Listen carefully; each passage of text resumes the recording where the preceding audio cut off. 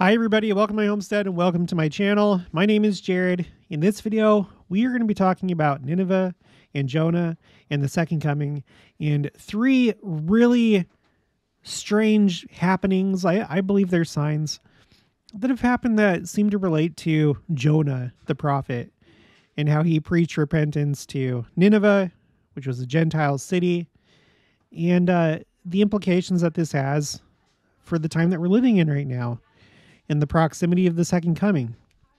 So I got this email from Anonymous. Iraq fire. At least 100 killed. Nineveh. So, that caught my attention. Anonymous says, the article states that they drove out the Christians recently, I guess, and it was horrific. That's referring to ISIS, when ISIS was taking over, different parts of Iraq. They captured this particular city that we're going to be talking about. But what interests me about this story is this. We're at BBC News. Iraq fire. Around 100 killed in blaze at wedding party in Karakosh. So that's the name of the city. It wasn't actually in Nineveh, but it was near there. I'll show you. And so right off the bat, I'm thinking, okay, Nineveh, because Karakosh is close to Nineveh, and it's in Nineveh province. But on top of that, you have this wedding imagery. We know that the second coming is compared to a wedding.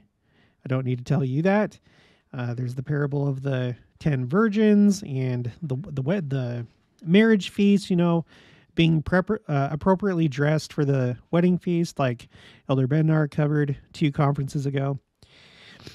And we know that one of the main features of the second coming is fire, the baptism of fire that's going to cleanse the earth.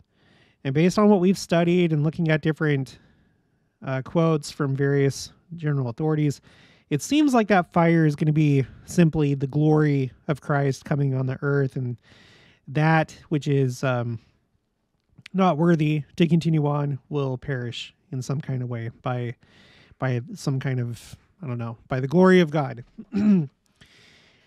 So a wedding near Nineveh and a fire. That killed a fair number of people, around 100 people. Here's a picture of the wedding.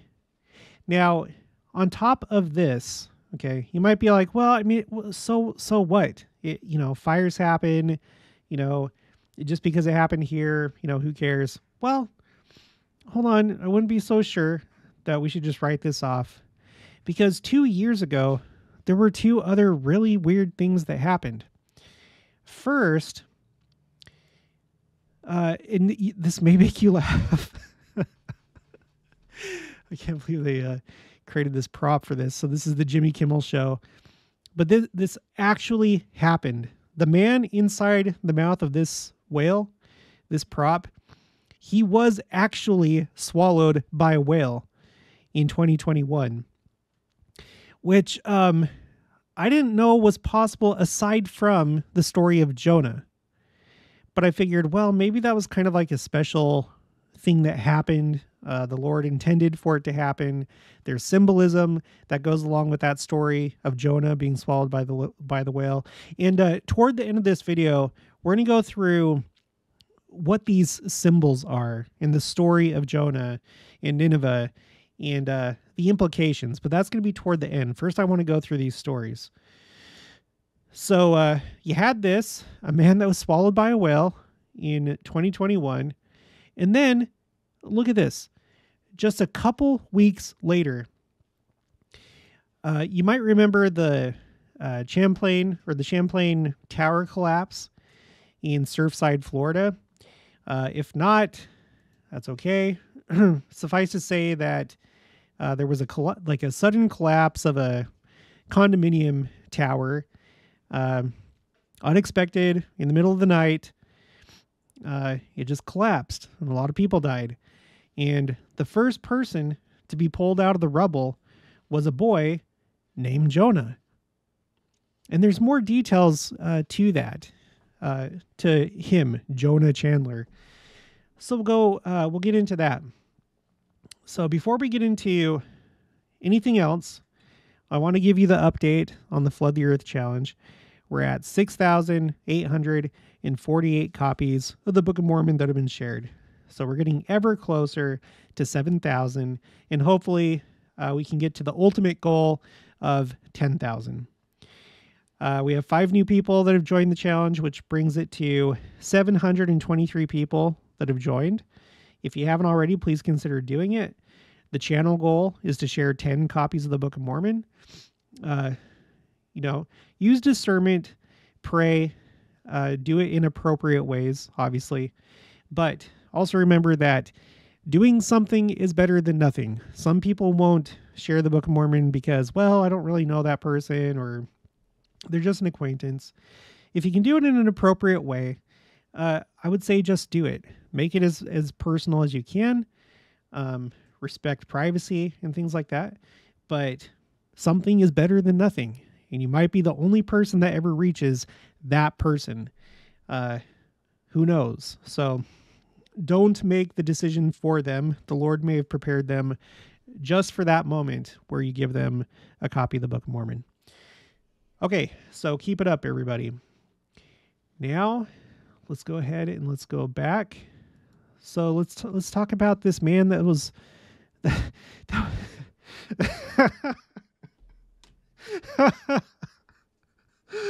Sorry, it's so comical. This guy that was swallowed by a whale. Let's go to the news story. Okay, the name of the story is, "Oh my beep, I'm in the mouth of a whale." What it's like being swallowed by a humpback. Yeah, what is that like? Okay. Okay, and this was June 12th. It's an interesting day for that to happen on the 12th. I'm gonna show you why when we talk about Jonah Handler. So June 12th of 2021. A Massachusetts man had a whale of a This is so stupid. It's not that funny. It's like a Looney Tune. Okay, just stop. A Massachusetts man had a whale of a tale to tell Friday, though it's one plenty of people thought was more of a fishtail. Come on with it. This is NBC 10 Boston that's writing this. But Cape Cod commercial lobster diver Michael Packard's injuries and his diving mate's own account back Packard's story that he was briefly swallowed by a humpback whale off the coast of Cape Cod. That's where I went on my honeymoon, by the way. I love Cape Cod. He recounted the harrowing and painful moment he realized that he was in the closed mouth of one of the world's biggest creatures. Experts said the encounter was rare and likely a complete accident. All right, later on, there he is with a big lobster. Packard had been faced with an immediate struggle in the hard, shaking mouth of the whale as his breathing regulator came out of his mouth and he had to find it.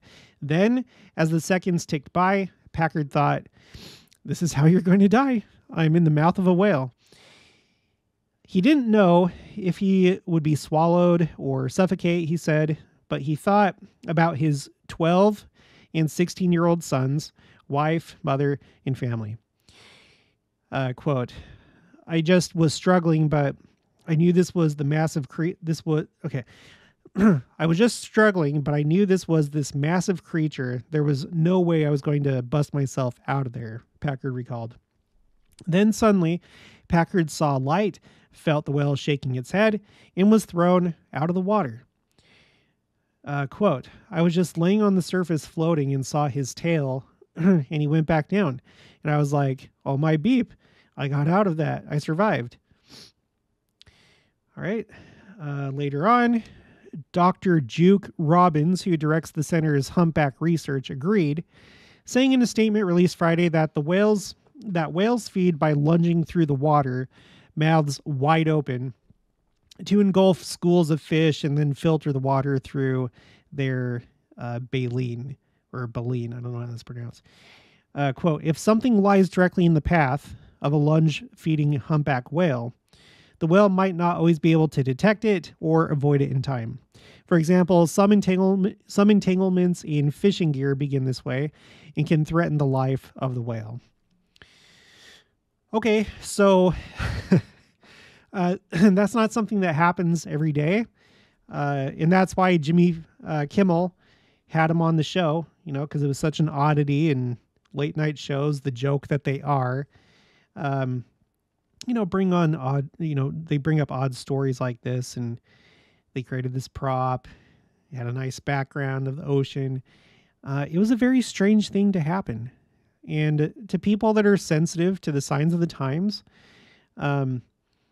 this was making the rounds on YouTube. And I never forgot it because I don't discount it, as silly as it may seem. Maybe if this was the only thing that had happened in that month, maybe, I don't know, maybe not so much. But then this happened later that month. Okay, so this was June 12th. That story came out about being swallowed by a whale. And then on the 24th, okay, again, that's an interesting date. That's 12 days later. Boy who survived Surfside building collapse thanks Dave, Charlie, Kenny, Corey, Cesar, and Alex. All right, so what's going on here? Surfside, Florida.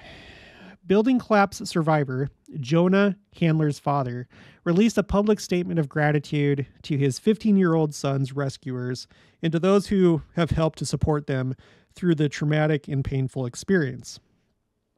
Okay, and then this is how his rescue started right here.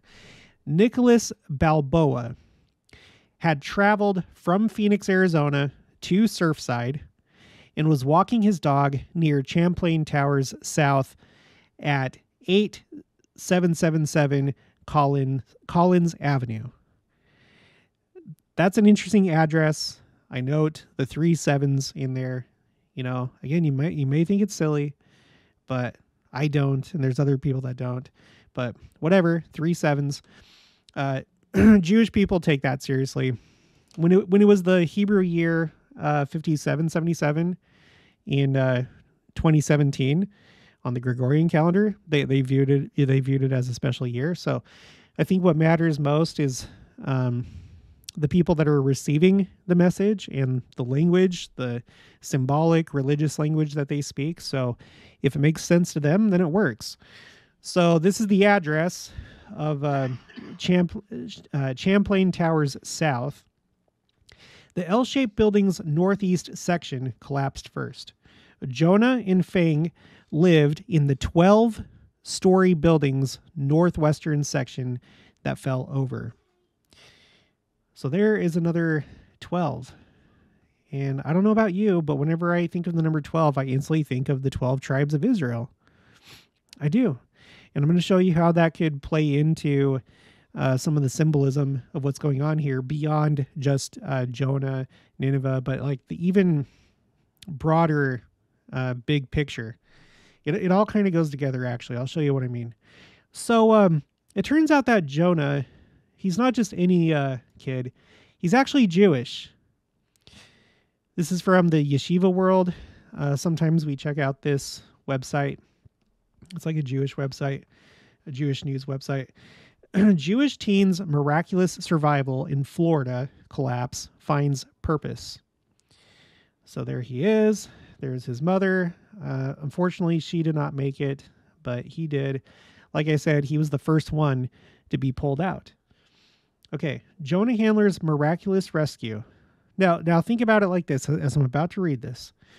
As we talk about signs, there's some people that just don't understand that it's not about if you can explain it. It doesn't matter if it's happened before. It doesn't have to be a magic event. All it has to do is call attention to something that the Lord wants to communicate. And the Lord has different audiences. He talks to them in different ways, whether it's nations, religions, or even just certain types of people. So look at how Yeshiva World News, look how they viewed this.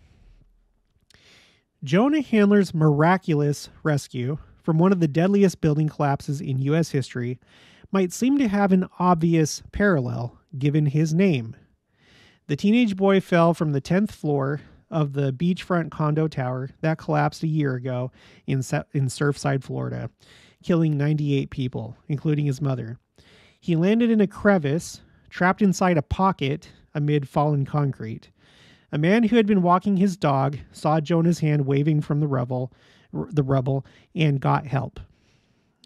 For his father and others, the rescue brings to mind, and therefore it's a sign, for them at least, and hopefully for you, the rescue brings to mind the Old Testament tale of the prophet Jonah, swallowed by a whale, sent by God to save him from drowning. Okay. I think there was one more thing. At the very end, it says, this is his father. Handler said he doesn't believe his son surviving the devastation was an accident. Quote, "I don't think it was luck. I really believe he's a miracle. I believe he was chosen for something," he said. Well, I don't know. We're talking about it. There's many other people that are looking for signs of the times that have talked about it as well. So earlier that month, once again, you have a man in the United States, and well, they're both in the United States. You have this man in Massachusetts literally swallowed by a whale, and then going south to Florida, you have a boy named Jonah that was trapped, the first one to be pulled out. The first one to be pulled out of the rubble, and his name is Jonah, and he's Jewish. In fact, Surfside, if you didn't know, let's see, am I in the right? No, this is the condominium collapse. Okay, Surfside, Florida. That's the name of the town. Well, there's an interesting fact about Surfside, and you can find it here in this Wikipedia article. Jewish population, approximately 1/3. That's an interesting number. Approximately 1/3 of the population of Surfside are Jews. It is also the most Jewish community in the Miami metropolitan area. Around 2,500 Jews reside in Surfside, including neighboring areas. 34% of Jews describe themselves as Orthodox, 24% as conservative, 28% as Reform, and 24% as just Jewish. Okay, so it's a relatively Jewish area, and this was a Jewish boy named Jonah that had this miracle happen. There's more. Let's go to this article, Daily Mail, and this came out. Oh, this was like, this is basically right when it happened. So, there's a bunch of pictures here of the rescue. There's Jonah being carried by a firefighter. Can't remember exactly where in this article it was. There you see the devastation. It's crazy that something like this would happen. There was actually a recent collapse in Des Moines, Iowa. We talked about that. I had it on my disasters spreadsheet. But anyway, okay, so look at this. Look at this. Look at this. The tower, which is located 1 block away from where Jared Kushner and Ivanka Trump currently live, has a mix of seasonal and year-round residents. Mayor Burkett said the building keeps a log of guests staying, but does not keep track of when owners are in the residence. So it just so happened that this happened very close to Jared and Ivanka Trump.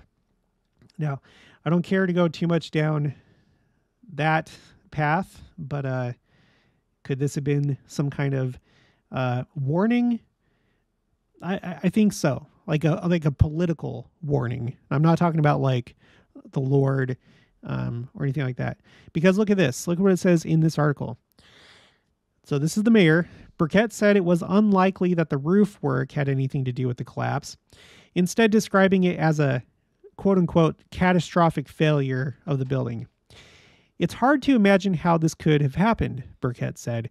Buildings just don't fall down. There's no reason for this building to go down like that unless someone literally pulls the supports out from underneath it. Burkett suggested that potential causes could be the result of the foundations being washed out or sinkhole. Well, perhaps. I'm not so sure.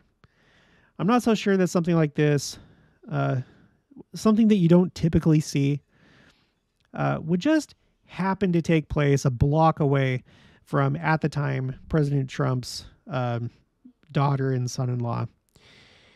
Okay, whatever. I'll leave that for you to decide what you think happened. But regardless, you had this miracle that took place. Just another thing for that month. Okay, so I did a video about this a long time ago. This was like at the very beginning of my channel. And I think I brought it up maybe once or twice since that time. But now we're revisiting it because of this that happened in Iraq, in Nineveh province. Okay, again, Iraq fire. Around 100 killed in blaze at wedding party in Karakosh. So before I read anything from this, why don't we look and see where that's at? First, we have to understand where Nineveh is, okay? So Nineveh, located in the modern-day city of Mosul in northern Iraq. It is located on the eastern bank of the Tigris River and was the capital and largest city of the Neo-Assyrian Empire, as well as the largest city in the world for several decades. Today, it is a common name for the half of Mosul that lies on the eastern bank of the Tigris. And the country's Nineveh governorate takes its name from it. So the governorate is basically whatever. It's like the province or whatever you want, however you want to term it. If we go to the article for that, it just says, so for the Nineveh governorate, its largest city and provincial capital is Mosul, which we just read is basically Nineveh, which lies across the Tigris River from the ruins of ancient Nineveh. Well, that's a little bit confusing, but I'm going to go with what it says here, that essentially Nineveh is on the eastern bank of the Tigris River in what is now Mosul. So let's take a look at the map. All right, here's Mosul. Here's the Tigris River, and it said that it's on the eastern bank. So I don't know, somewhere over here. Just who knows? But this is the area.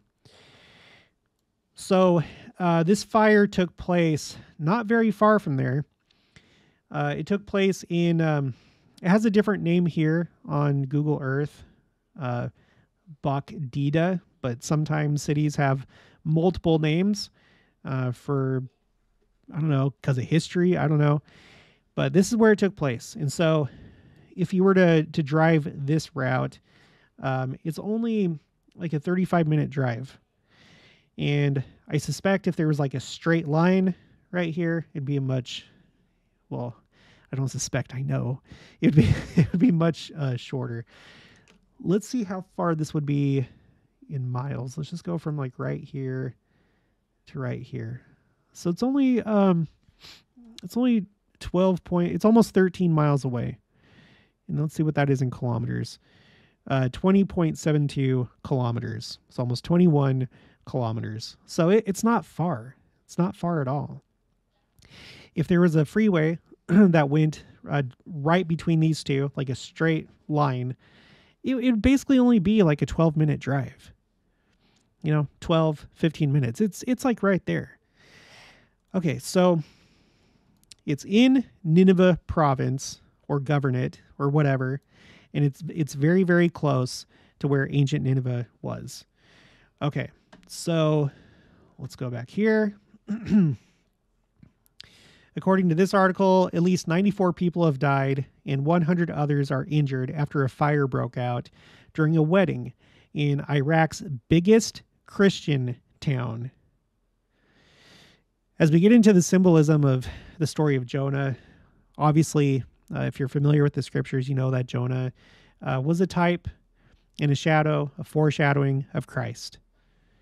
And so it just so happens that in the most Christian or the biggest Christian town in Iraq, which isn't in Nineveh itself or in Mosul, but just outside, that's where this happened. So we have a wedding, we have fire, we have Christian imagery. This happened on Tuesday night. Hundreds were celebrating at a banqueting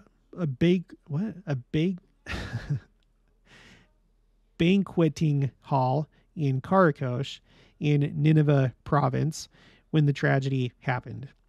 Witnesses and civil defense officials said the fire was sparked by fireworks set off as the bride and groom danced.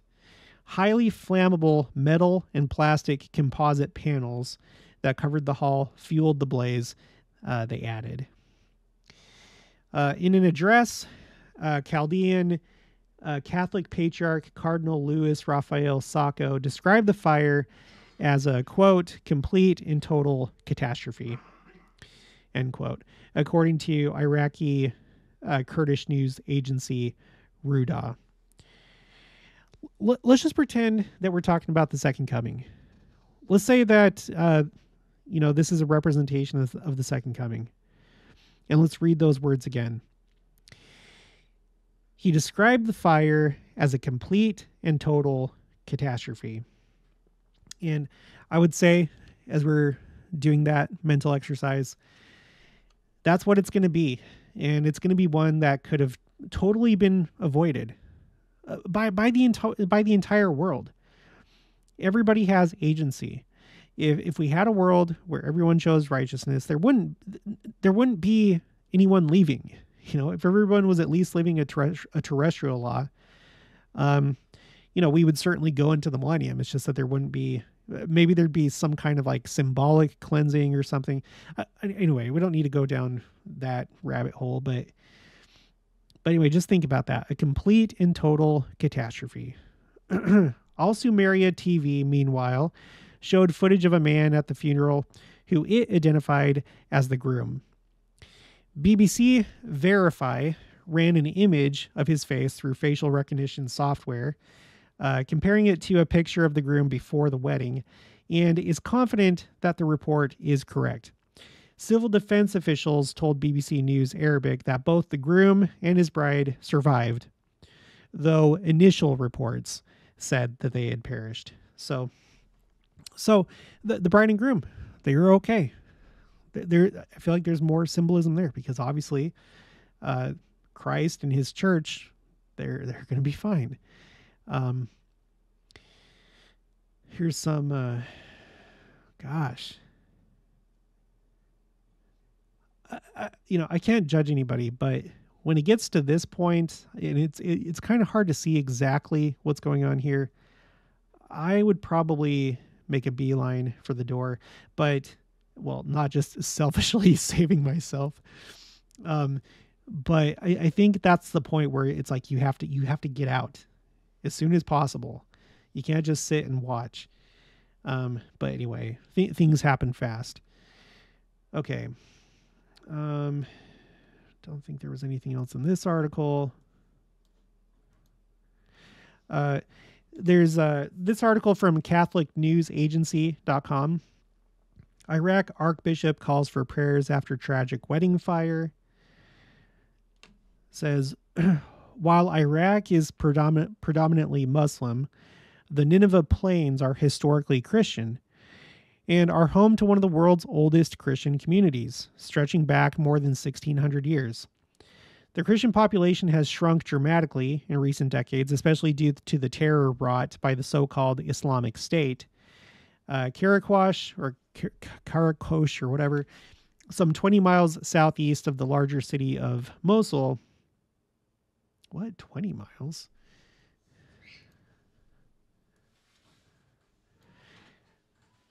I searched it the way that it's spelled, and it Google Earth brought me to this.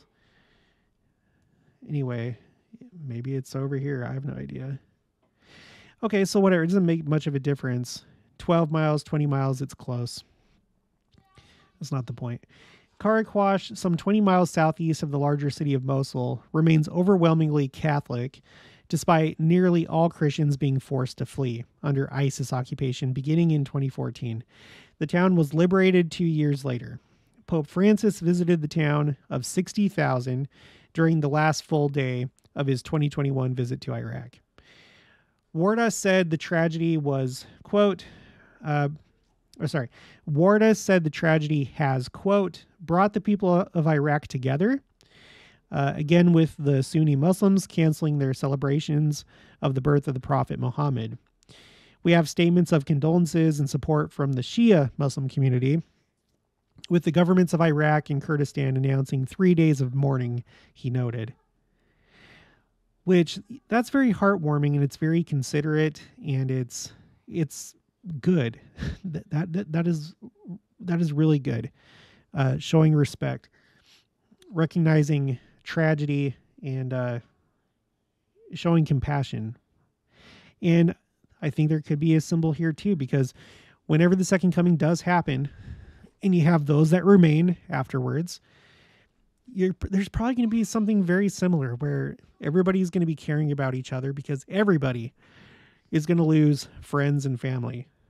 I don't think there's one person in this world that will not have lost somebody when the earth is cleansed. I can't guarantee it because I'm not the Lord, but I feel like that's all but certain that that's going to be the case.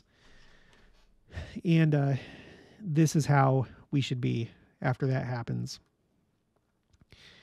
Okay, so how about we get into, the potential symbolism of Nineveh and the story of Jonah. So first we're going to look at the Bible dictionary for Nineveh. And there's one part that I wanted to read here. It says, repentant Nineveh, because they repented after Jonah went and preached to them. Repentant Nineveh, a sign to the Jews. And then it gives 2 scriptures. So what does that mean? Well, in Matthew 12, verse 41, it says, the men of Nineveh shall rise in judgment with this generation and shall condemn it, because they repented at the preaching of Jonas, and behold, a greater than Jonas is here. Ouch. That would be a hard pill to swallow. Being descended in Israel, right? Being direct descendants of Abraham, Isaac, Jacob. And when the Messiah that had been prophesied for so long did come, they didn't recognize him, or they willfully rebelled against him. They persecuted him. So, yeah, I guess it's fitting when you look back to the story of Jonas that he, an Israelite, goes to a Gentile city and they repent. And that was just a prophet. It wasn't even the Messiah. It was a prophet from a foreign nation going and preaching to this powerful Gentile city. And they repented. And so Christ himself is saying, hey, you know what? Think back to that story. Think back to that story of Jonas in Nineveh. And those actual people from Nineveh, they're going to be a witness against you when Judgment Day comes.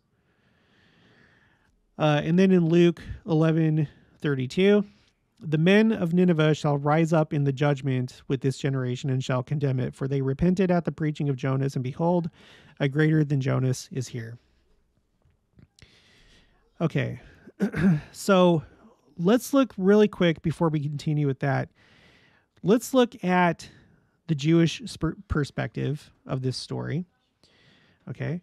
Because, the story of this world is not done yet. We're at the point where we're about to enter into the second coming in the millennium. And there's kind of like two main stories that are going on right now.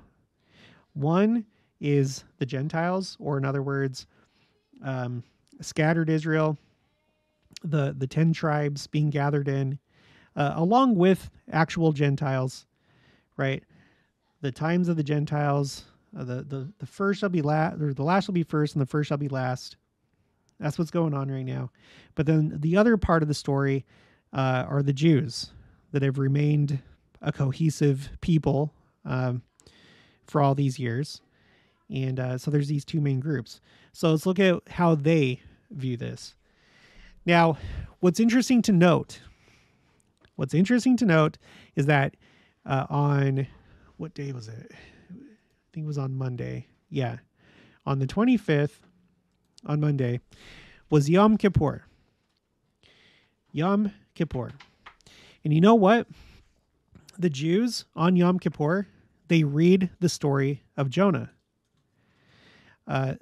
Throughout the year, they have this what's called haftarahs. It's basically their version of "Come Follow Me," but it's just for the Old Testament, obviously. And like every week, my understanding is that every week there's a reading that they do. So it's like "Come Follow Me," but it never changes. It's just the Old Testament every single year, and they go through the same cycle. They go through the same cycle. On this day, we read this. On this day, we read that. Every single year. So on Yom Kippur, which is the Day of Atonement, they read the story of Jonah. And we're on Chabad.org. And let's read what they say here. The story of Jonah and the whale. The Haftarah, again, that's the portion that they read for this time of year. The Haftarah for Yom Kippur afternoon, known as Maftir Yonah, is one of the most celebrated Haftarot of the year.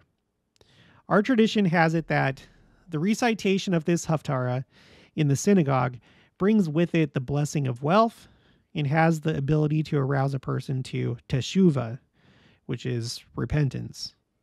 And remember, the Day of Atonement, the Yom Kippur, the holiest day on the Hebrew calendar, it is a time of repentance.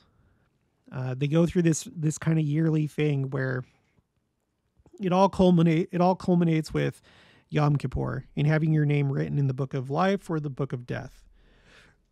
So Rosh Hashanah, and the 10 days from Rosh Hashanah to Yom Kippur, is the time of the year where they're really focused on getting their names in the book of life. Now, I would encourage you to watch this video that I did. It was the video I did just before this one, where I talked to Rabbi Gurfein, and we talked all about Yom Kippur. We also talked about the other fall feasts, like the Rosh Hashanah, which is the Feast of Trumpets, and the Feast of Tabernacles, which is called Sukkot. I would encourage you to watch this video because it was very enlightening to see those things from the Jewish perspective. So anyway, on their holiest day in the year, they read the story of Jonah because it has to do with repentance. And what's interesting is that the repentance being referred to is the repentance of Nineveh, a Gentile city.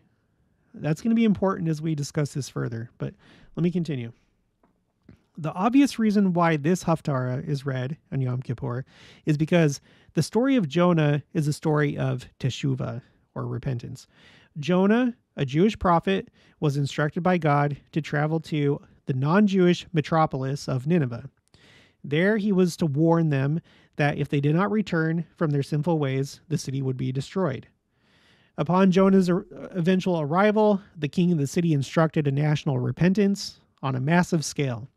Men, women, children, and even animals fasted and donned sackcloth. They mended their wicked ways and returned all stolen objects to each other. As a result, the city was spared. Okay, so the story of a people that are being spared, not because they're descended from Israel, but because they repent and recognize that they need to get back on the right path, that they need to obey God's commandments. Now, think about it like this. Here's the first way that I think about these three signs that we just went over. The whale, Jonah at the building collapse, and then the wedding fire. Why would these be chosen right now? If they are indeed a sign among the many other signs that are taking place, if this is another way of giving the people of the earth a sign, those that are aware, what would it mean? Well, when I think about the Jews today, again, they still haven't recognized that Christ is the Messiah, for one. We all know that. Secondly, they maintain that they are a holy nation.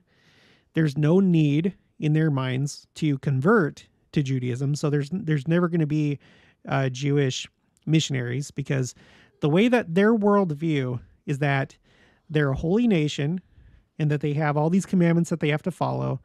And they do this because they are supposed to be a light to the world. And so the rest of the world, all that they need to do is obey the 7 Noahide commandments. According to Judaism, God only required the descendants of Noah to live by 7 commandments, whereas the Jewish nation, being God's covenant people, they're living essentially like a higher way, and they're supposed to be an example to the rest of the world. And through their obeying of the commandments and then doing the things in the temple, it blesses the world. So that's how they view it. Okay. So they don't, in other words, they don't have the same concept that we do, that no, it's not just us as a special group, and then you guys just keep doing what you're doing, but be good, live the 7 commandments. In Christianity as a whole, we believe that you are to come to Christ and become Israel. Even more especially in our church. I don't know what all the different Christian denominations believe about being adopted into Israel. I've heard some of them talk, and it seems like the general consensus is that the covenant that came down through Israel was then given out to everybody that comes to Christ. And so there's not really Israel, so to speak, anymore, but all the Gentiles who come to Christ are now partakers of the covenant. And that's partially true, but we know that in our church, when you are baptized into the church, you are now adopted into the family of Abraham, right? And then additionally, especially when you get your patriarchal blessing, you're assigned, or your lineage is declared through one of the 12 tribes. And it's more complicated than that, but for simplicity's sake, one of the 12 tribes. So in our church, it's like, no, what we're trying to do is we're trying to get everybody to come to Christ, and in so doing, they become Israel. We are trying to expand Israel. We're both trying to find scattered Israel. And on top of that, any Gentile, if they're like a pure Gentile, and there's not really a way that you can really tell that these days, but if you were able to know that somebody's a true Gentile, we're trying to get them too. Everybody, trying to get everybody to come and be partakers of the covenant through Israel, and ultimately to Christ, through Christ and his atonement. So it's interesting. It's interesting when we talk about Jonah, and let's read a little bit more. So let's leave the Jewish point of view. It's essentially just, God even wants the Gentiles to repent, and he cares about them too. And that's good. But let's look at Jonah from an LDS perspective. Okay, so we're in the Institute Student Manual that covers the book of Jonah, and there's some things I want to read from this. The prophet Jonah was an unusual servant to the Lord, or of the Lord. Jonah was called on a mission very similar to that of other prophets. He was to cry repentance to a people ripening in iniquity. Unlike other prophets, however, Jonah responded by attempting to flee from his assignment.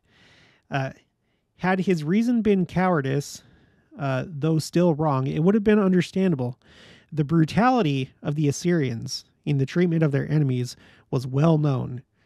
But Jonah's problem does not seem to be cowardice. Rather, it seems to have been resentment against the Lord for giving the hated enemy a chance to repent. And by the way, if you look further into the Jewish explanations for Jonah and him not wanting to do this, they have other reasons that they give. I don't know that they're necessarily right, but you can look into that if you want. But it's not our doctrine, at least not currently. Okay, to someone who has been taught to have Christian love for all men, Jonah's attitude may seem almost unbelievable, but to an Israelite who had been taught that he was of the chosen people and that the Gentiles were corrupt and therefore not acceptable to God, Jonah's attitude was more understandable. Though surprising because we expect a different response from the Lord's prophets, Jonah's response was very human.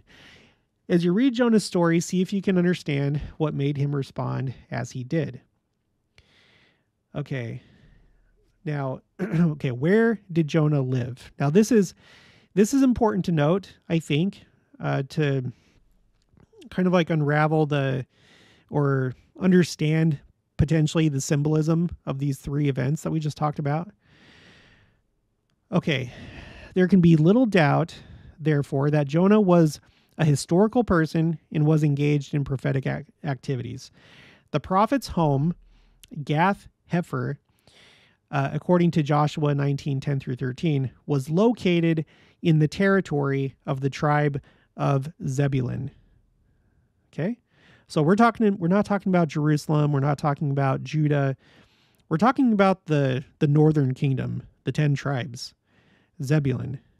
I don't know that he was of Zebulun, but that's where he lived. According to monastic tradition, it was the same as the present Arab village of El Meshed, some three miles northeast of Nazareth, where one of the many Muslim tombs of Nebi Yunus, the prophet Jonah, is pointed out. Saint Jerome, circa 400 AD, also speaks of Gath Hepher as being situated 2 Roman miles from Sepphoris toward Tiberias. Now, really quick, before we read the rest of this, I want to go to the LDS on the church website, the Old Testament timeline. Let me zoom out. That's a little bit too close. So on this timeline, it shows when Israel was united, one kingdom, right? Here you have Saul, David, Solomon, and then after that time, it split into 2. We all know that the southern part was the kingdom of Judah, which included Benjamin, as well as the Levites that lived in that area. And then by that point, from what I've researched, the tribe of Simeon had been assimilated into Judah. So really you had essentially 4 tribes. The rest of them were in the northern kingdom. And Jonah, according to this timeline, and based on what we just read, seems to have been part of the northern tribes. And he led up to the time that the tribes were taken away or conquered and taken away by Assyria. So think about this. We all know what happened to them. They got taken north and scattered. I'm not going to get into the whole controversy about a main group that's hidden somewhere. I'm not going to go into that. They were scattered. They were carried north, and they're all throughout the world today. So from a Jewish point of view, what's really interesting is that from a Jewish point of view, they basically don't exist. They're gone. So, for example, if you or I were to go to the Jewish Agency, I think that's what it's called, the Jewish Agency here in the United States, and we're like, look at my patriarchal blessing. I'm from Ephraim. I'm from Benjamin. I'm from this. They wouldn't accept that. The Jewish Agency helps Jews around the world immigrate to Israel, because if you can prove that you're Jewish, then the state of Israel allows you to immigrate to Israel, to the state of Israel. So today, you have to be able to prove your genealogy through their way of doing it, which is based on your mother. It's based on your matrilineal line to prove if you're Jewish. And I don't know what all the standards are. I'm sure there's more to it than that, as far as like what documentation you'd have to provide and stuff like that. But to them, we're Gentiles. They don't recognize us, and understandably so. They don't have knowledge really about us. And Israel is scattered all throughout the world. There's not a way to determine if you are from Israel and can prove it to them. But that's not the Lord's way. Let's read a little bit about Gentiles. Okay, so Gentile. This is in the Bible dictionary. The word Gentiles means the nations, and eventually came to be used to mean all those not of the house of Israel. It is first used in Genesis with reference to the descendants of Japheth, one of the three sons of Noah. As used throughout the scriptures, it has a dual meaning, sometimes to designate peoples of non-Israelite lineage, and other times to designate nations that are without the gospel, even though there may be some Israelite blood therein. This later usage is especially characteristic of the word used in the Book of Mormon. And there's other quotes where general authorities talk about this. So in other words, you take Joseph Smith.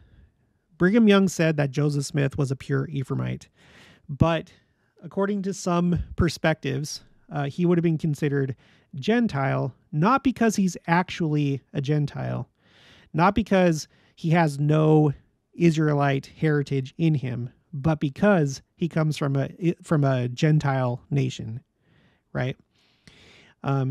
So you have people, for example, you have someone that's a convert to the church, for example.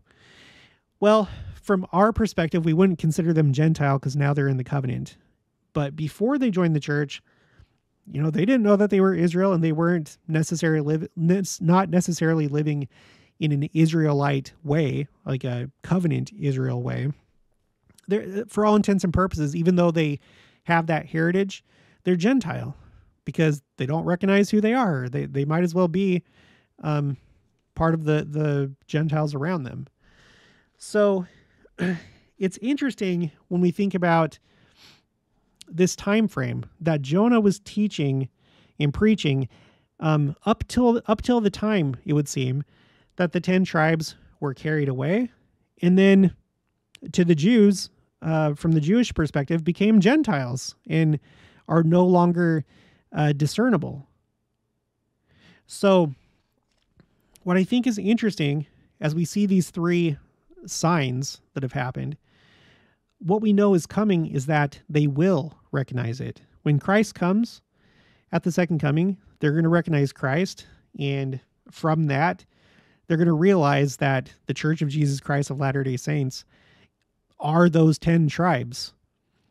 And not just the 10 tribes, but I might as well pull this up for the 1 millionth time. Let's pull up my poll that I did. This is an anonymous poll. I'll put the link for it in the description below if you haven't taken it already, where you can put what tribe you're from according to your patriarchal blessing. And as you would guess, most people are from Ephraim. Actually, as of right now, exactly 1,100 people that have taken this poll are from Ephraim. Right now, I have 1,242 people that have taken the poll. So the two biggest groups are Ephraim and Manasseh, the sons of Joseph. Some people in their patriarchal blessing, it does not assign them to Ephraim or Manasseh. It's just Joseph. And there's 20 people that said that that's the case with them. After that, you have Benjamin with 13, Judah with 12, Abraham, grandfather Abraham or great-grandfather Abraham, There's some people that don't actually have a lineage declared through a particular tribe. There's some people that it only talks about Abraham, and that's it, because the Abrahamic covenant. And I don't know why that is, but that is the case with a few people. And then after that, Levi. So these three tribes, like I said before, are what we think of today as Jews: Benjamin, Judah, Levi. After that, we have Dan with 4, Gad with 3, Asher with 3, Reuben with 2, Simeon 1, Naphtali 1, Issachar 1, and Zebulun 1. Okay. When Christ comes, I think that they're going to be astonished that there's already been this sorting, identification, declaration of lineage that's taken place without their knowledge. The way that they view it is they in the Old Testament, it talks about Elijah coming back, and we know that he already did come back. He came to the Kirtland temple. But in their point of view, they believe that when Elijah comes back, he's going to correct all the bloodlines and all the lineage. He's going to declare if somebody is a true priest or a Cohen, one of the sons of Aaron. He's going to correct that. He's going to correct, okay, these people are actually of the tribe of Levi. These people are not. And he's going to do the same thing for all the tribes. Well, I think that they would be astonished if they knew that this has already taken place and it's continuing to take place. I want to, now that I think about it, I want to read something really quick. Sometimes people wonder if they are literally descended from Israel. Let's see, descend. Let me find it. Here it is. Let me just read a couple quotes about this that I think you'll like if you haven't come across this before. So Bruce R. McConkie in Mormon Doctrine, page 558, nearly every member of the church is a literal descendant of Jacob, who gave patriarchal blessings to his 12 sons, predicting what would happen to them and their posterity after them.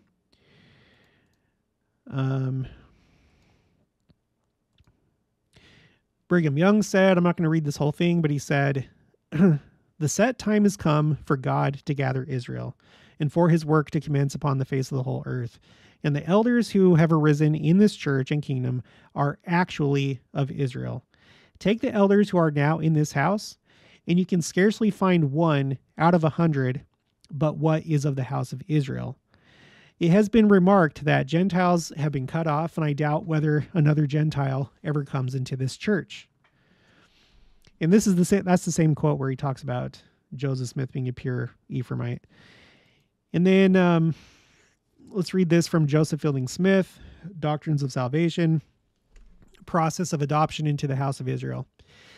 Is it necessary that we be of the house of Israel in order to accept the gospel and all the blessings pertaining to it? If so, how do we become of the house of Israel? By adoption or by direct lineage? Every person who embraces the gospel becomes of the house of Israel. In other words, they become members of the chosen lineage of Abraham's children through Isaac and Jacob, unto whom the promises were made. The great majority of those who become members of the church are literal descendants of Abraham through Ephraim, son of Joseph. Those who are not literal descendants of Abraham and Israel must become such. And when they are baptized and confirmed, they are grafted into the tree and are all entitled to the rights and privileges as heirs.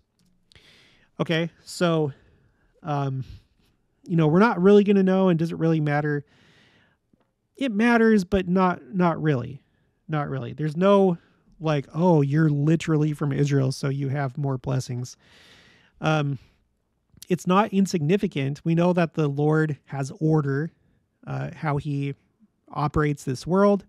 There was a Israel in the premortal life, and that determines what family you get born into in this world.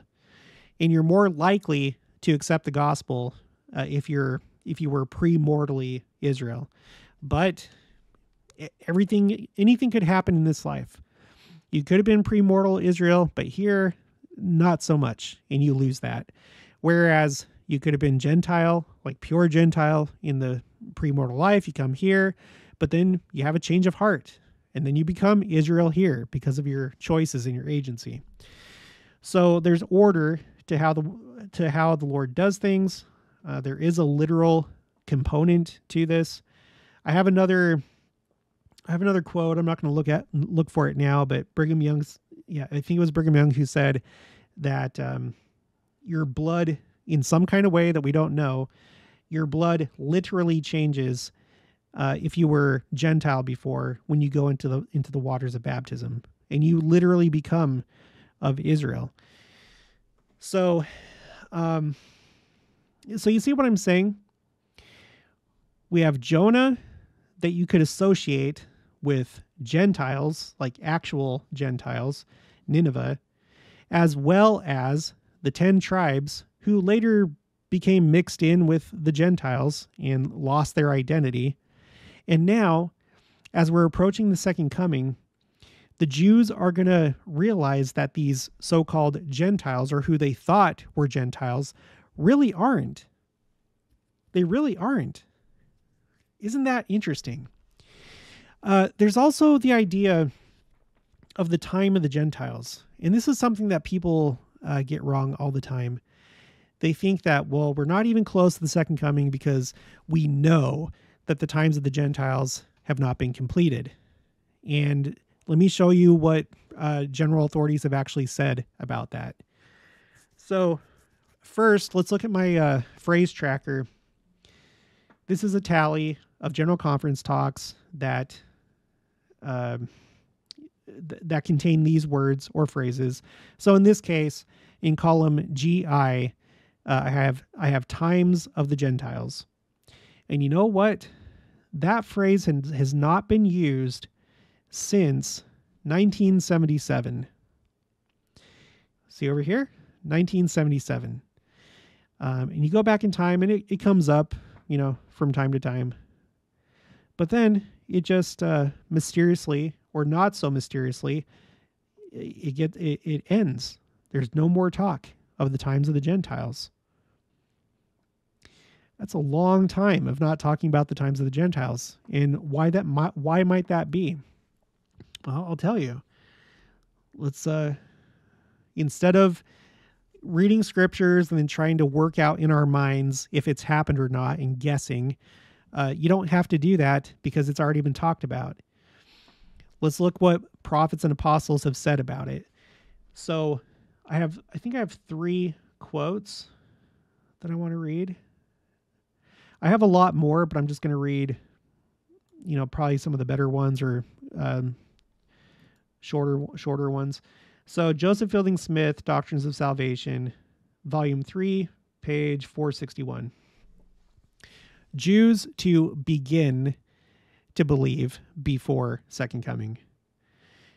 That's one thing that people get wrong. They think that there's going to be this big thing where all these missionaries go to the state of Israel and start proselyting. No. Not many of the Jews, I take it from my reading of the scriptures, will believe in Christ before he comes. The Book of Mormon tells us that they shall begin to believe in him. They are now beginning to believe in him. The Jews today look upon Christ as a great rabbi. They have accepted him as one of their great teachers. They have said that he is a Jew of a Jew, the greatest rabbi of them all, as one has stated it. When the gospel was restored in 1830, if a Jew had mentioned the name of Christ in one of the synagogues, he would have been rebuked. Had a rabbi referred to him, the congregation would have arisen and left the building. And so we see the sentiment has changed. Now, I state this on Jewish authority that they are beginning to believe in Christ, and some of them are accepting the gospel. But in the main, they will gather to Jerusalem in their unbelief. The gospel will be preached to them. Some of them will believe. Not all the Gentiles have believed. Not all of the Gentiles have believed when the gospel has been proclaimed to them, But the great body of the Jews who are there assembled will not receive Christ as their Redeemer until he comes himself and makes himself manifest unto them. Okay, so that's one thing to consider. And like I've said before, let me do this really quick. On this channel, we've taken note of the Messianic Jewish movement. This is a movement that can be traced back to, let me find the year again. It can be traced back to the year 1809, which incidentally was 11 years before the first vision. The London Society for Promoting Christianity Amongst the Jews began in that year. And that started the Hebrew Christian movement, which later became the Messianic Jewish movement. And then in 1813, there was the first identifiable congregation made up exclusively of Jews who had converted to Christianity, called Beni Abraham, established in the United Kingdom. And that was just 7 years before the first vision.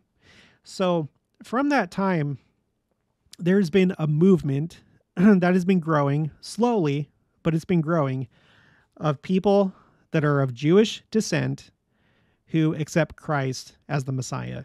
And hence, it's now called the Messianic Jewish movement. All right. So that's something to consider, but there's more when we're talking about the times of the Gentiles. And, oh no, it hasn't happened yet. It's not even close.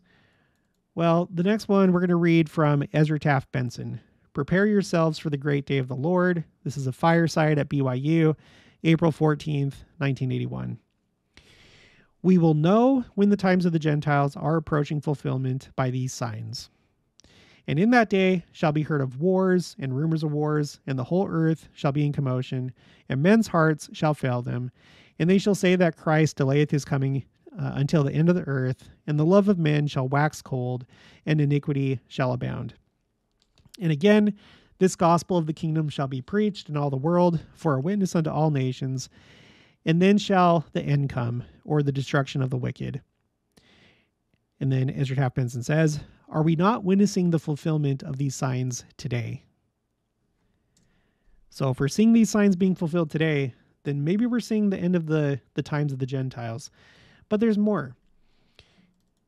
This is Bruce R. McConkie, The Millennial Messiah, page 242. It is in this setting, a millennial setting, okay, millennium, a day of millennial glory, the day when peace prevails because the wicked have been destroyed. It is in this setting that Jesus says, then, quote unquote, in that day of which we speak, the words of the prophet Isaiah shall be fulfilled. These are the words. The watchmen shall lift up the voice, and the voice together shall they sing. With the voice together shall they sing, for they shall see eye to eye, and the Lord shall bring again Zion. We are establishing Zion now, but our Zion is only the foundation for what is to be. We are laying a foundation, the promises relative to the glorious Zion of God, which shall yet stand upon the earth, shall be fulfilled after the Lord comes. Okay. Break forth into joy, sing together, ye waste places of Jerusalem, Isaiah continues. For the Lord hath comforted his people. He hath redeemed Jerusalem. The true and full redemption of Jerusalem must await the day of the Lord's return. The Lord hath made bare his holy arm in the eye of all nations, and all the ends of the earth shall see the salvation of God. Again, we have made a beginning, but the glorious fulfillment lies ahead. In the millennium. Okay? Going from the Gentiles to the Jews. And then finally, I have this that I want to read. This is also Millennial Messiah, pages 247 to 249. With this introduction, we are back to the general subject of the latter-day gathering of Israel and to the specific passage in Isaiah that is to find fulfillment in the millennium. That is Isaiah 52, 8 through 10, which Jesus will soon quote again. But first, but first, in this setting among the Nephites, our Lord says, and then, that is in the millennial day, shall the remnants which shall be scattered abroad upon the face of the earth be gathered in from the east and from the west and from the south and from the north. But they shall be brought to the knowledge of the Lord their God, who hath redeemed them. Israel shall be gathered in part before the millennium, but the gathering is now going forward apace, with particular reference to Ephraim, the firstborn, and Manasseh, his twin. But Israel shall be gathered in full after the millennium commences, and the gathering will include the Jews. And as we are about to see, the 10 tribes. So there you have it. If you're expecting for missionaries to go to the state of Israel, and that has to happen before Christ comes, that's not right. It's going to happen after Christ comes. That's when we go to the Jews.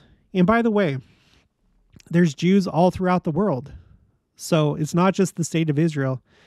They're all throughout the world, and you know that there are some that have already converted to the church.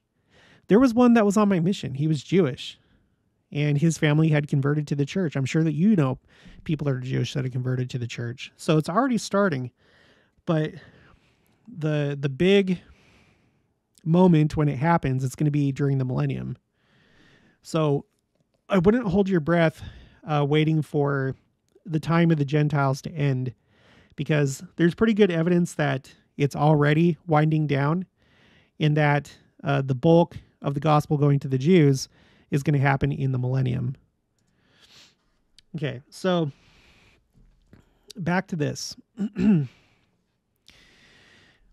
So Jonah, again, back to Jonah, and you can associate Jonah with the scattering of Israel, the 10 tribes, and them, as far as the Jews are concerned, becoming Gentiles. But then we know that pretty soon here, Christ is going to come back, and they're going to realize that they are not Gentiles, that we are not Gentiles.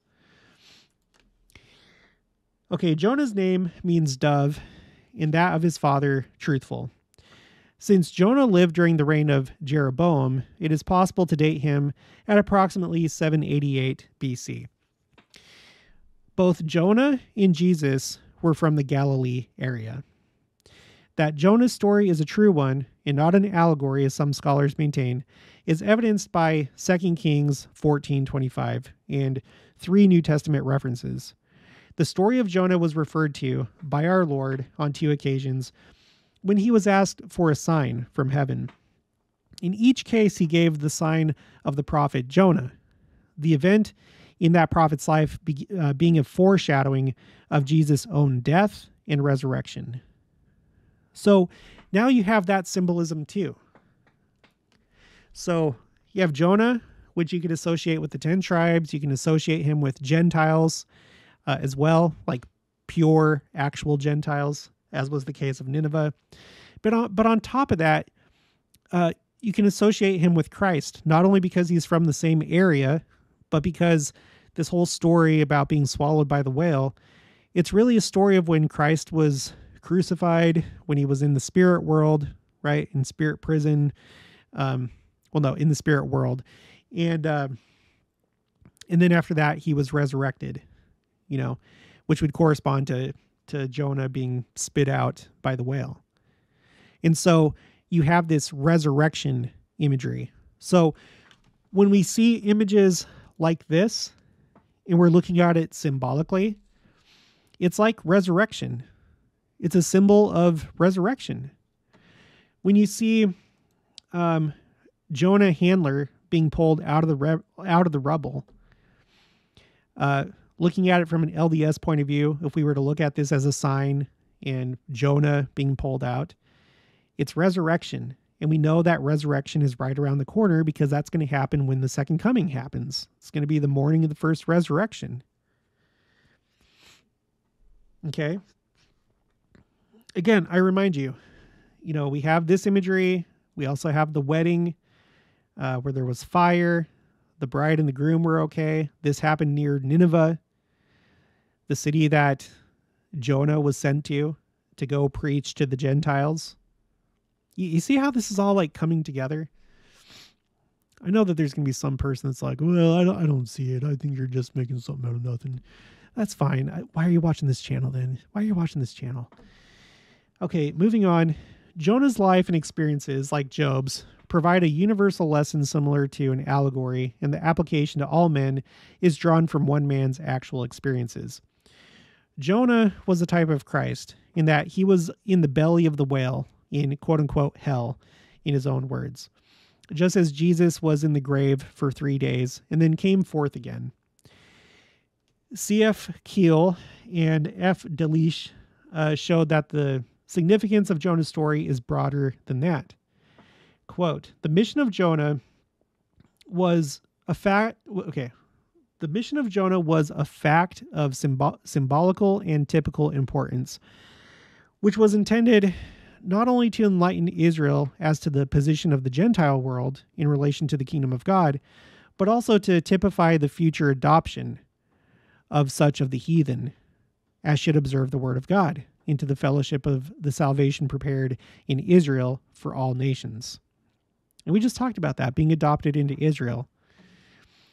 As the time drew nigh when Israel was to be given up to the power of the Gentiles, right? Because they were about to be carried away captive, both the northern kingdom first and then afterwards the southern kingdom, Judah, and trodden down by them on account of its stiff-necked apostasy from the Lord its God. It was very natural for the self-righteous mind of Israel to regard the Gentiles as simply enemies of the people and kingdom of God, and not only to deny their capacity for salvation, but also to interpret the prophetic announcement of the judgment coming upon the Gentiles as signifying that they were destined to utter destruction. The object of Jonah's mission to Nineveh was to combat in the most energetic manner and practically to overthrow delusion, which had a seeming support in the election of Israel to be the vehicle of salvation, which stimulated the inclination to pharisaical reliance upon an outward connection with the chosen nation and a lineal descent from Abraham. Well, that was a mouthful. So basically, like what Christ encountered in his mortal ministry, like, look, we're descended from Abraham, we're descended from Israel, we're the chosen people, and Gentiles, they're just Gentiles. No, they have a fair shake, and they also can be partakers of salvation and exaltation, and they can become Israel in this life, right? The attitude of Israel towards the design of God to show mercy to the Gentiles and grant them salvation is depicted in the way in which Jonah acts when he receives the divine command and when he goes to carry it out. Jonah tries to escape from the command to proclaim the word of God in Nineveh by flight to Tarshish, I don't know, because he is displeased with the display of divine mercy to the great heathen world, and because, according to chapter 4, verse 2, he's afraid lest the preaching of repentance should avert from Nineveh the destruction with which it is threatened. In this state of mind, on the part of the prophet, there are reflected the feelings and the general state of mind of the Israelitish nation towards the Gentiles. According to his natural man, Jonah shares in this and is thereby fitted to be the representative of Israel in its pride at its own election. The infliction of this punishment, which falls upon him on account of his obstinate resistance to the will of God, typifies the rejection and banishment from the face of God, which Israel will assuredly bring upon itself by its obstinate resistance to the divine call. But Jonah, when cast into the sea, is swallowed up by a great fish, and when he prays to the Lord in the fish's belly, he is vomited upon the land unhurt. This miracle has also a symbolical meaning for Israel. It shows that if the carnal nation, which is ungodly, it shows that if the carnal nation with its ungodly mind should turn to the Lord, even in the last extremity, it will be raised up again by a divine miracle from destruction to newness of life. And lastly, the manner in which God reproves the prophet when he is angry because Nineveh had been spared is intended to set forth, as in a mirror before all Israel, the greatness of the divine compassion, which embraces all mankind in order that it may reflect upon it and lay it to heart. Okay, that was a little bit hard to read, but hopefully that made sense. I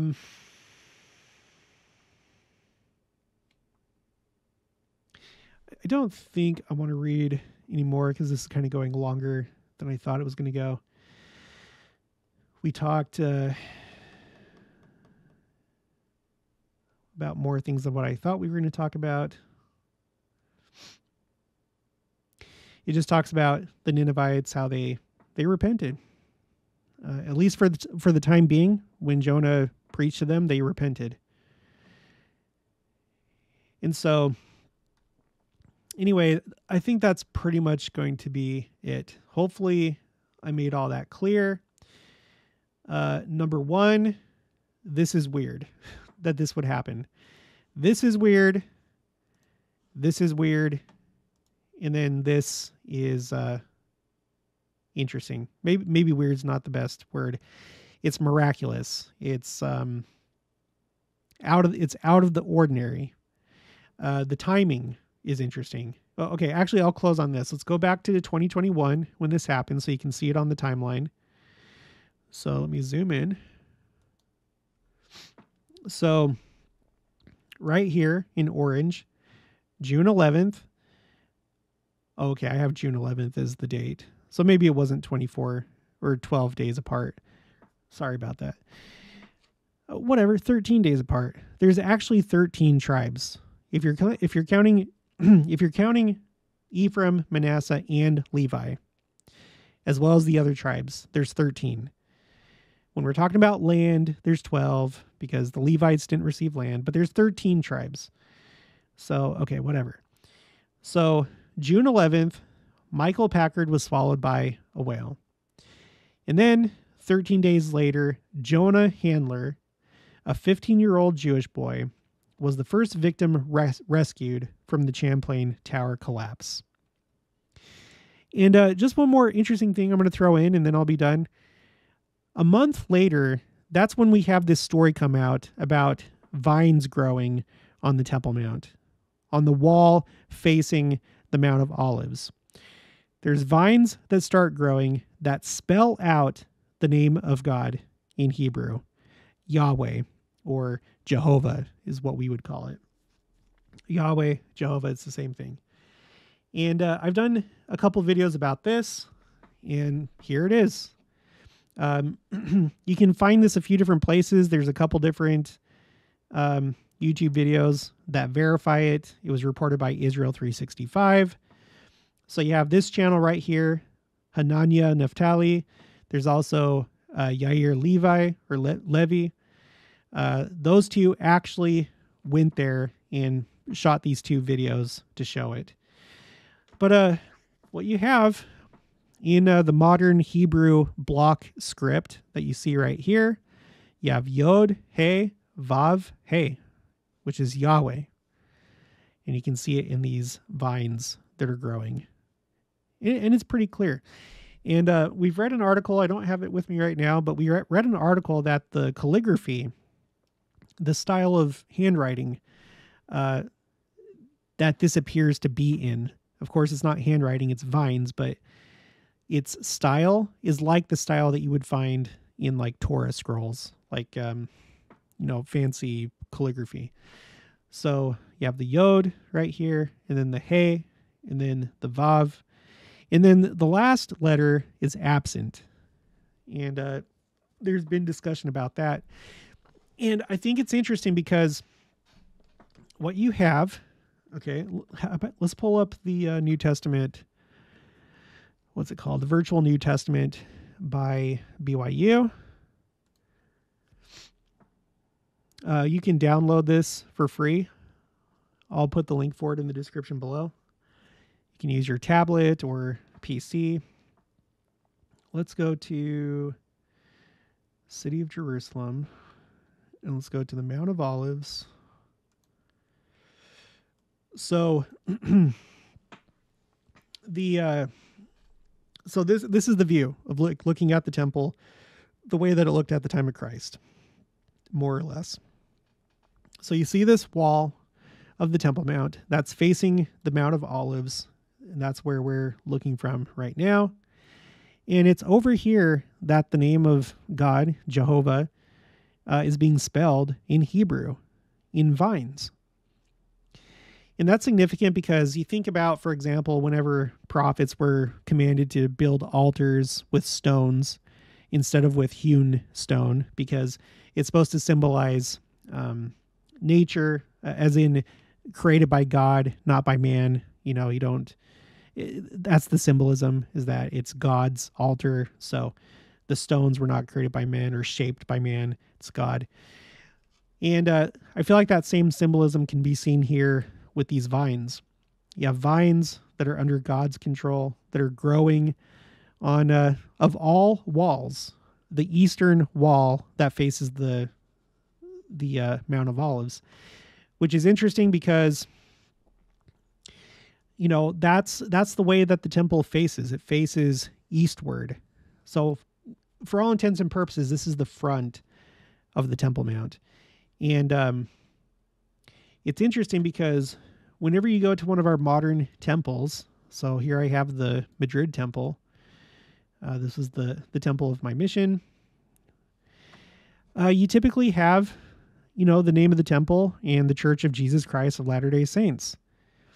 You know, that's at the entrance of the temple area as you come in. And so it's something that we do today. We have Jesus Christ's name on the outside of these temples, these modern day temples. And it's just interesting that same thing seems to be taking place right here, you know? I think that it's really neat. And I think it's just another sign that things are starting to come together, and we're getting close to that time. All right, well, that's going to be it. That's going to be it for this one. If you haven't already, please make sure to subscribe, like this video if you liked it, leave your thoughts and opinions down in the comments below. Also make sure to share it, and I'll talk to you guys later.